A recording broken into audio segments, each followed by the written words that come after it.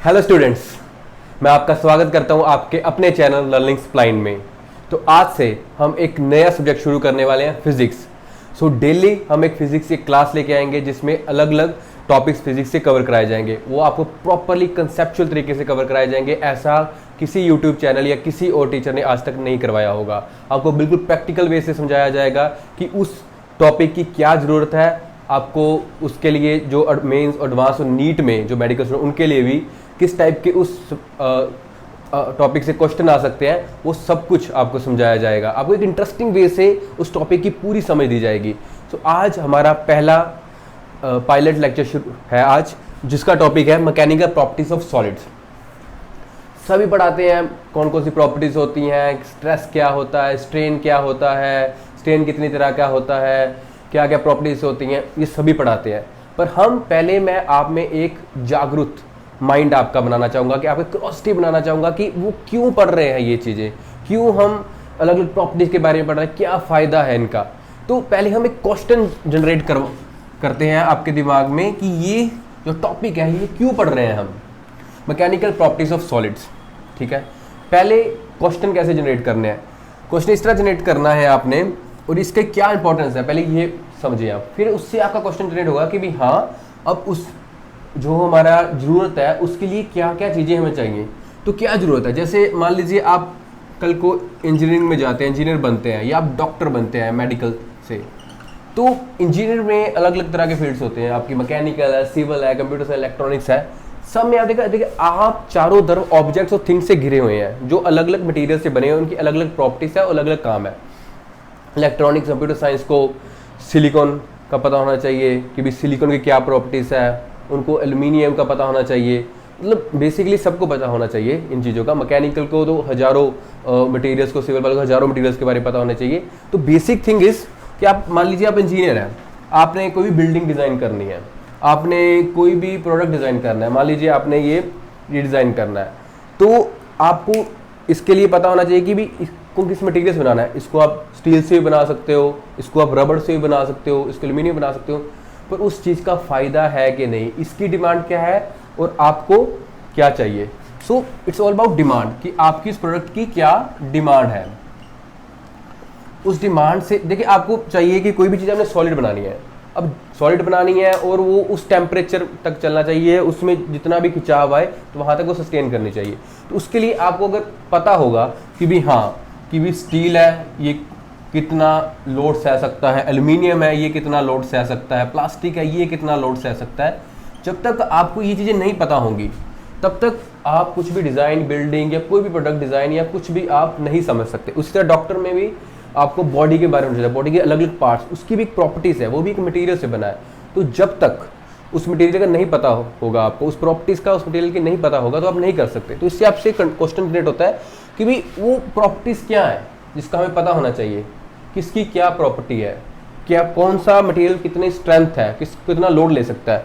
तो जब तक आपको ये चीज़ें पता है तब ही आप आगे बढ़ सकते हैं। तो पहले क्वेश्चन जनरेट हो कि भी हाँ, ये मैकेनिकल प्रॉपर्टीज जो सॉलिड्स हैं इसकी हम क्यों पढ़ रहे हैं, कि मैकेनिकल प्रॉपर्टीज क्या है।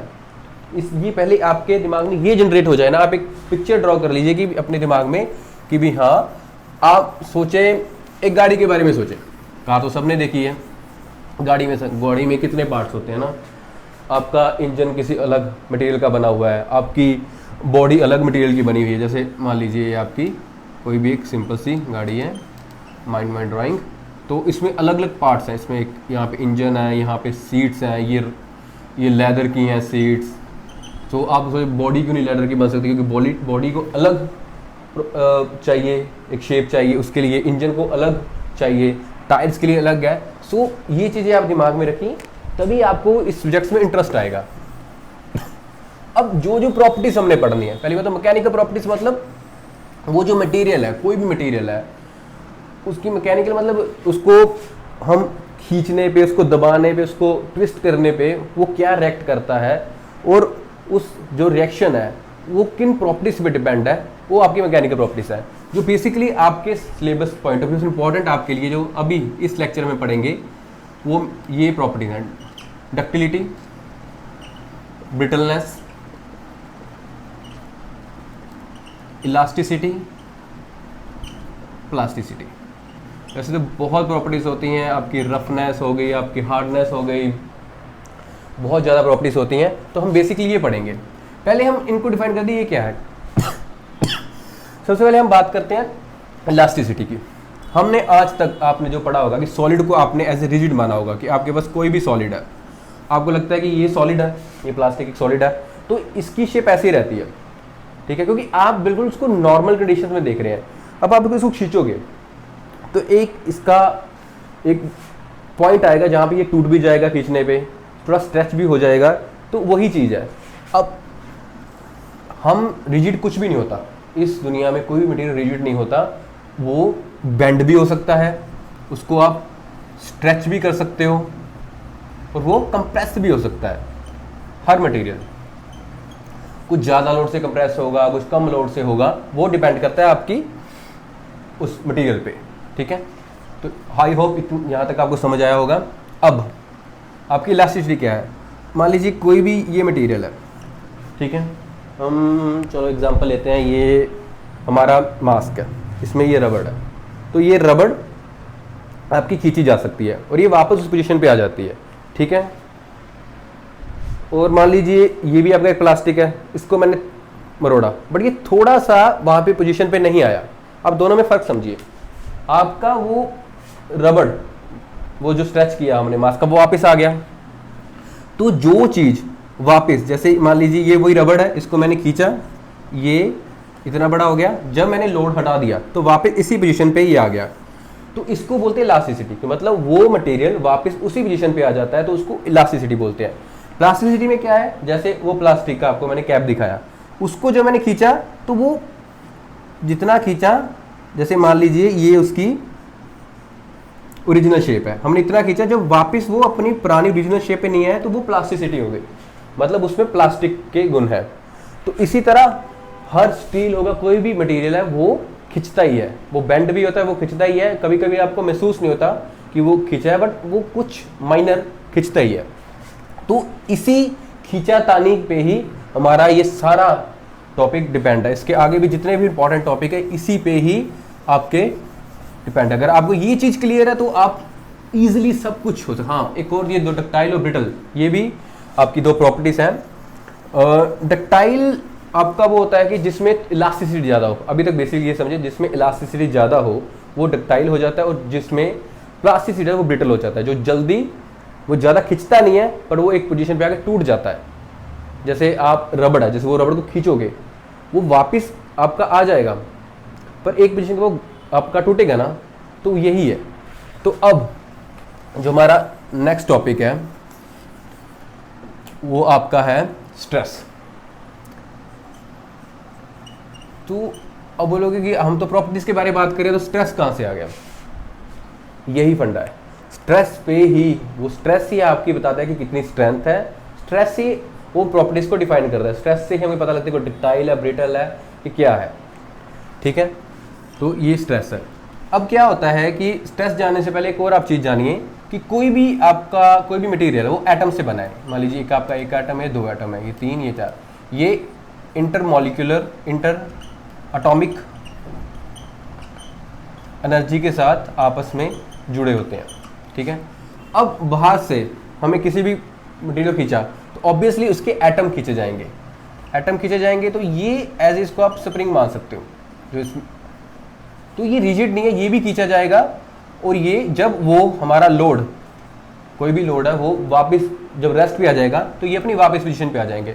तो कुछ में ये जो इसमें डिस्टेंस है एटम्स में, वो उसी डिस्टेंस पे आ जाता है, कुछ में नहीं आता, उसी का फर्क है हमारा इलास्टिसिटी, प्लास्टिक सबका।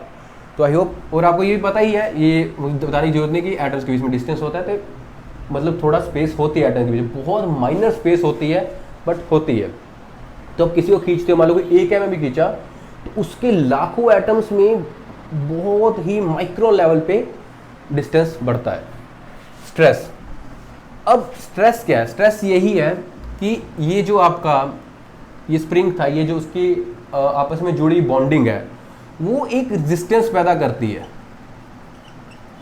वो एक रेजिस्टेंस पैदा कर ली। मान लीजिए आपने एक फोर्स लगाया F, तो ये जो रेजिस्टेंस पैदा करेगी इक्वल टू दैट फोर्स, जो रेजिस्टेंस पैदा होगा वो पूरे मटेरियल में वो उसी फोर्स के रेजिस्टेंस के बराबर होगा। तो बॉडी रेजिस्ट कर रही है उस स्ट्रेस को, मैंने खींच रहा हूँ, उस फोर्स को रेजिस्ट कर रही है। अब स्ट्रेस क्या है? स्ट्रेस आपका है फोर्स बाय एरिया। तो ज़्यादातर आपको यहीं पे छोड़ देता कि फोर्स बाय एरिया हो गया, आपका स्ट्रेस हो गया। हम इससे आगे बढ़ेंगे कि ये फोर्स बाय एरिया कैसे है। मान लीजिए अब स्ट्रेस एक आपकी किसी भी मटेरियल की प्रॉपर्टी भी है, तो आप उसको सिर्फ फोर्स से आप नहीं पता कर सकते, उसको आपको एक स्टैंडर्ड बनाना पड़ेगा उसके एरिया से। मान लीजिए आपका ये एक कोई डब्बा है, इसका ऊपर वाला ये एरिया है ए, इस पर एफ फोर्स लगी है इसमें, ठीक है, ये डब्बा है, इसमें एफ फोर्स लगी है। तो एक छोटे पोर्शन में अब कंपेयर कैसे होगा कि हम कभी भी बाय एरिया लेते हैं या बाय लेंथ लेते हैं, मतलब एक पर्टिकुलर यूनिट लेते हैं, तभी हम कंपेयर कर सकते हैं।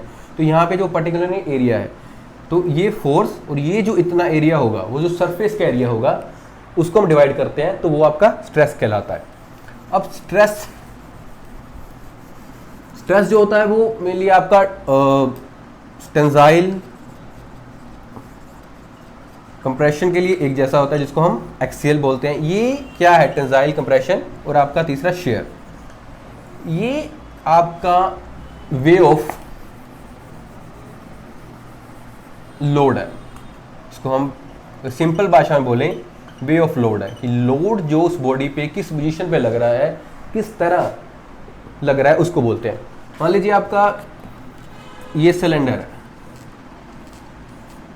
इस पे अगर इसको खींचेंगे किसी भी फोर्स के साथ, तो उसको हम टेंसाइल बोलेंगे। जब किसी को खींचते हैं, मतलब इसको मैं ऐसे खींच रहा हूँ, ये टेंसाइल है। अब मैं इसको दबा रहा हूँ ऐसे, जब मैं दबाऊंगा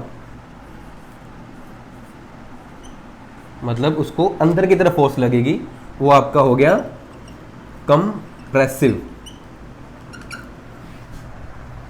एक तीसरा होता है आपका स्ट्रेस। ये दोनों स्ट्रेस आप देख रहे हो, ये कौन सी डायरेक्शन है? परपेंडिकुलर। इसको ज़्यादा एक्सप्लेन करने की आई थिंक जरूरत नहीं है। और एक आपकी लगती है पैरेलल डायरेक्शन में। मान लीजिए ये आपका है, तो एक इधर से लगी, इसकी पैरेलल, एक इधर से लगी, तब जो स्ट्रेस, जो लोड है, उसको हम लोड को, जो स्ट्रेस आता है उसको बोलते हैं शेयर स्ट्रेस, और ये शेयर लोड है। इसको हम एग्जांपल से भी समझ सकते हैं। मान लीजिए ये आपकी कॉपी है, ठीक है। अब मैं इसको एक तरफ से इधर कर रहा हूँ, एक तरफ से इधर कर रहा हूँ, ऐसे करूँगा तो आप देख रहे हैं कि ये जो चीज़ है, ये पहले यहाँ थी, ये ऐसे हो गई।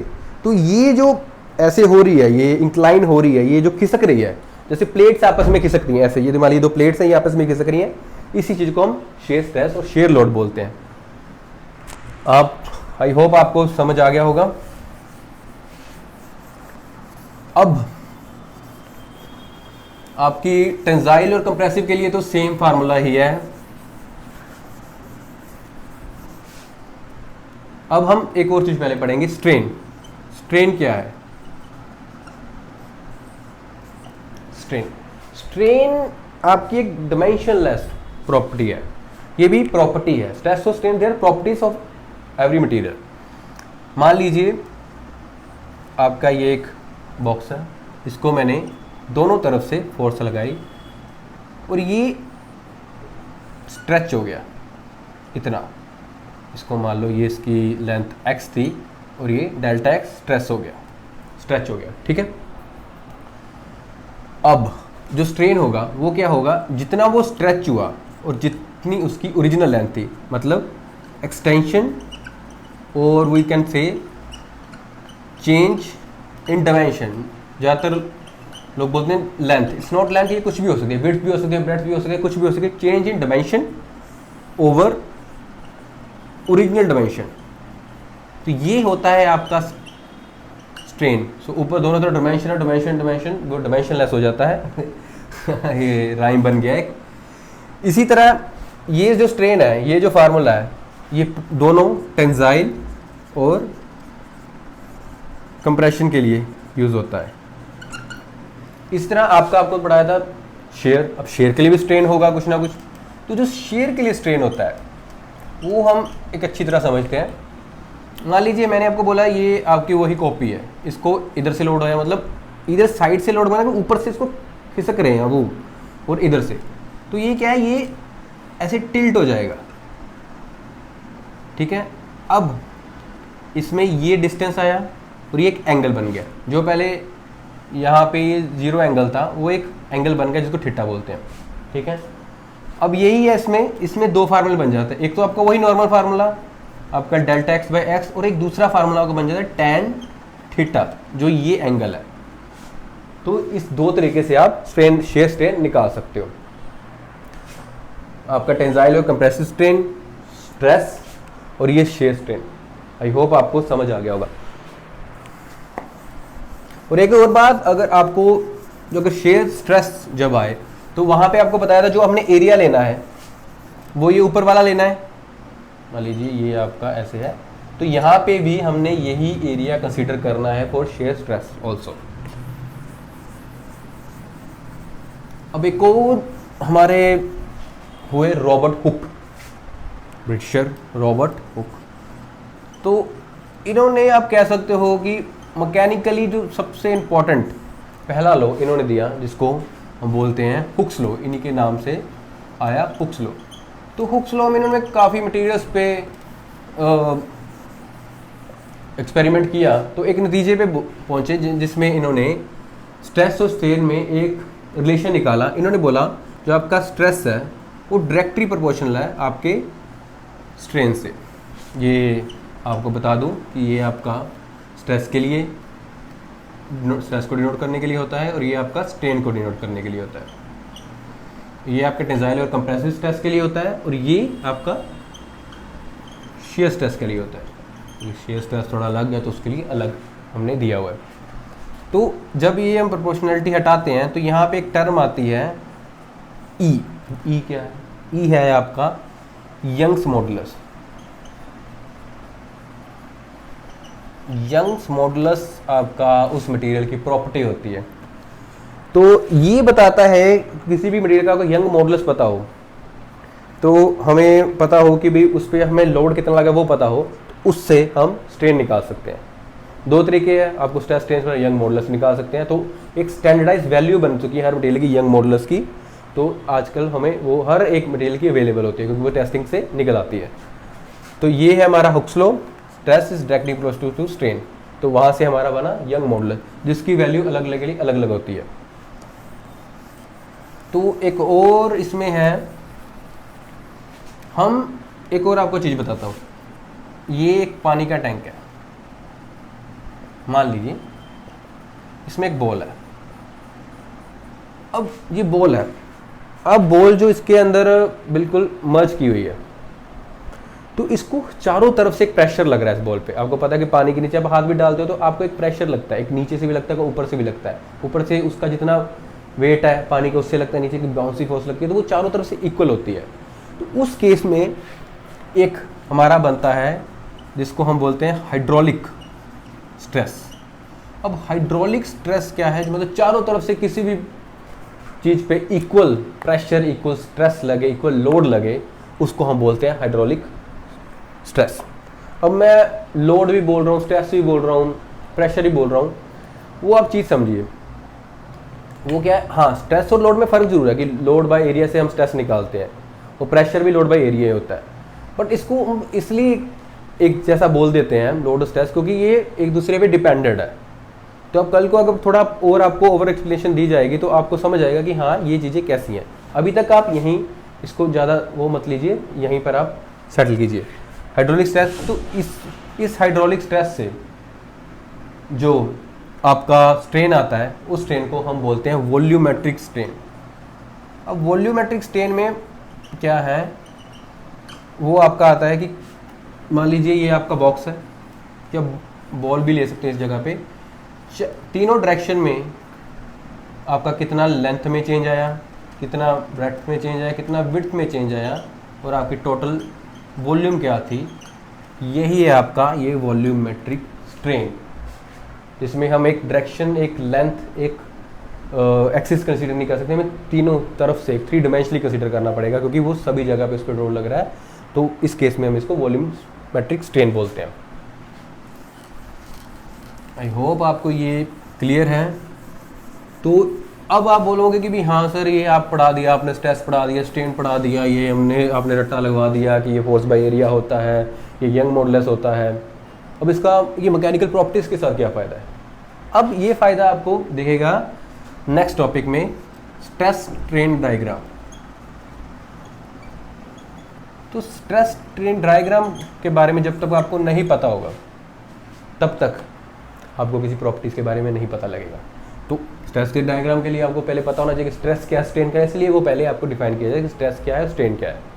क्योंकि आप सिर्फ प्रॉपर्टीज़ के बारे में बात कर रहे हो, आप किसी डिज़ाइन के बारे में बात नहीं कर रहे। तो अब आपका सिर्फ काम प्रॉपर्टीज़ तक की आपकी सोच रहनी चाहिए। आपका वो क्वेश्चन क्लियर होना चाहिए जो हमने स्टार्टिंग में बनाया था कि ये क्या है, इलास्टिसिटी क्या है, इलास्टिसिटी कैसे निकलेगी, कैसे पता लगेगा कि ब्रिटल है, कैसे इसकी स्ट्रेंथ पता लगेगी, वो अब यहाँ से लगेगी। हम ये जो स्ट्रेस स्ट्रेन आपको बस स्ट्रेस स्ट्रेन, एक और आप बात नोट कर लिए कि स्ट्रेस स्ट्रेन डायग्राम,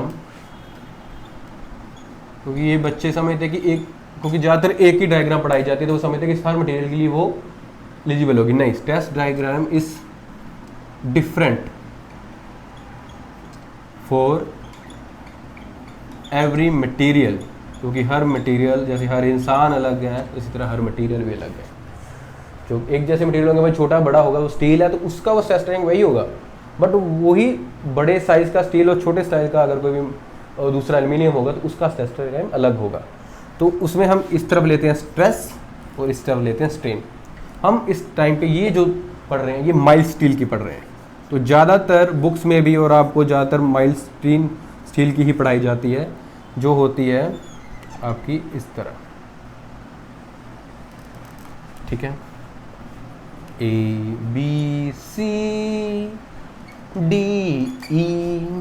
तो स्ट्रेन तो बहुत कम होता है इसमें, आप इसमें बहुत ज़्यादा नहीं होता। आप मान लीजिए कि कुछ mm में होता है, जब मैक्सिमम भी होता है कुछ mm में ही जाके ही होता है, इतना कम आता है। मतलब आप मान लीजिए कि एक स्टील की रोड है, कोई भी मान लीजिए ये स्टील की रोड है ना, ये बहुत सॉलिड है। ये देखिए इससे आपको पता लगेगा कि इसमें ये ब्रिटल है एक तरह से। इसमें आप ये जैसा कि डक्टिलिटी और ब्रिटल में बहुत माइनर सा अंतर होता है, तो उसको छोड़ के ये बहुत सॉलिड है। इसको जब खींचेंगे आपको पता भी नहीं चलेगा, जब खींच रही है ये जो बहुत ज़्यादा इसमें लोड आता है, जब आपका टेस्टिंग होती है तो ये कुछ mm ही खींची जाती है तो वो ब्रेक हो जाती है बीच में से, तो वो उसका लास्ट पॉइंट होता है, वो उसका ब्रेकिंग पॉइंट होता है। इसमें ये पॉइंट्स हैं। अब आपको एक और चीज़ मैं सॉरी बताना भूल गया, जो हुक्स लॉ है ना,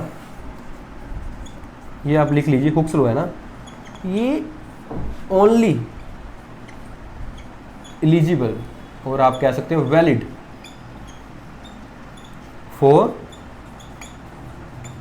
स्मॉल स्ट्रेन, मतलब बहुत कम स्ट्रेन में मान लीजिए तक ये हुक्स लॉ आपका वैलिड होता है। तो इसमें क्या है कि आपका हुक्स लॉ सिर्फ ए तक वैलिड है। अब हुक्स लॉ आपका इलास्टिसिटी तक काम करता है, प्लास्टिसिटी में काम नहीं करता हुक्स लॉ आपका। तो आपको पता है कि इलास्टिसिटी क्या है, कि जब कोई चीज़ वापस उसी पोजीशन पे, इलास्टिसिटी प्लास्टिक होता है जो वापस नहीं आती। जैसे आपकी मिट्टी है, मिट्टी में आपने मुक्का मारा तो वो जब आपने मुक्का मारा वो वापस उसी शेप पे नहीं आएगी, तो वो आइडियल प्लास्टिक है आपका, जो मिट्टी मड है आपका। तो अब इसकी बात करें, ये जो हुक्स लॉ है ए तक ही वैलिड होगा। क्यों? कि जैसे जैसे आपने ये देखिए ये लोड है, एक तरह इसको आप लोड मारिए कि आपने किसी चीज़ पे लोड बढ़ा रहे हो, ये लोड बढ़ रहा है, ऊपर की तरफ बढ़ रहा है, तो आपका धीरे धीरे मतलब वो छोटा छोटा हल्का सा वो स्ट्रेच हो रही है, वो चीज़ बढ़ रही है। तो ये ए पॉइंट है ना, मतलब ये यहाँ तक मान लीजिए 0.001 तक mm तक वो स्ट्रेच हुआ। अब यहाँ पे इसको छोड़ दिया हमने, लोड छोड़ दिया, तो वापस ये स्ट्रेच 0 हो जाएगा। तो यहाँ तक आपका हुक्स लॉ वैलिड है, ठीक है, यहाँ तक आपका हुक्स लॉ वैलिड हो गया। अब जैसे ही यहाँ से आपका स्ट्रेस बढ़ता है, यहाँ से आपका स्ट्रेस बढ़ता है, तो क्या होता है कि आपका वो वापस नहीं आएगा। मान लीजिए स्ट्रेस बी तक पहुँच गया, अब ये जो मटेरियल स्ट्रेस हम छोड़ेंगे ना, तो ये मटेरियल इस पॉइंट तक आएगा, मतलब इसमें कुछ 0.001 mm एक एलोंगेशन या एक वो स्ट्रेन रह जाएगा। तो अभी उस पॉइंट से आगे इसको हम बोल देते हैं, जहाँ तक हुक्स लॉ वैलिड होता है, या इसको हम प्रोपोर्शनैलिटी लिमिट बोल देते हैं, वो आपके लिए भी जरूरी नहीं है। जो बी पॉइंट है जहाँ से वापस नहीं आता, उसको हम बोलते हैं यील्ड स्ट्रेंथ। अब यही चीज़ है, इससे हमें पता लगी यील्ड स्ट्रेंथ। यील्ड स्ट्रेंथ पता लगी आपसे, यील्ड स्ट्रेंथ पता होने से हमें ये पता लग जाता है कि ये वैल्यू है लोड की, अगर हम इससे आगे करेंगे, मान यील्ड स्ट्रेंथ एक तरह की आपका वही होता है कि जहाँ तक आपको स्लो वैल्यू हो जाता है काफ़ी हद तक, इससे हम आगे करेंगे या हम प्रोपोर्शनलिटी लिमिट ले लें, इससे हम आगे करेंगे तो हमारा ये जो मटेरियल है वापस नहीं जाएगा। मान लीजिए आपकी रेल की पटरियाँ हैं, रेल की पटरियाँ हमने बनानी है, तो उस पर कितना लोड आता है जब ट्रेन ऊपर से निकलती है।